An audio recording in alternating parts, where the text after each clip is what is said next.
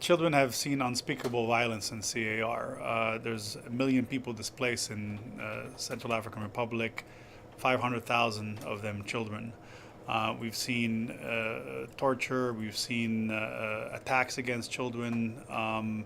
They're recruited. We estimate that there's between 3,500 and 6,000 children who are with different armed forces.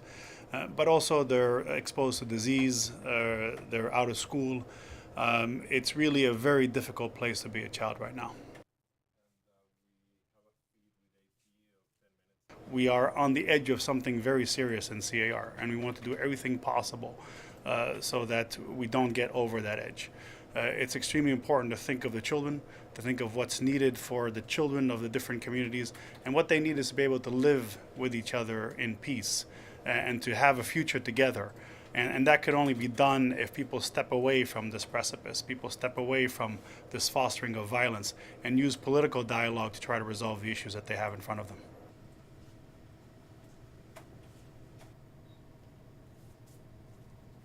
We call on all parties to respect the child, to take all steps to make sure that anyone below the age of 18 is not engaged in any kind of armed conflict, and to release and help reintegrate any children that are with them by error, even if that child volunteers to be with a given armed force. A child has no place with any kind of armed force, should be at home with their family and in their community, should be back in school.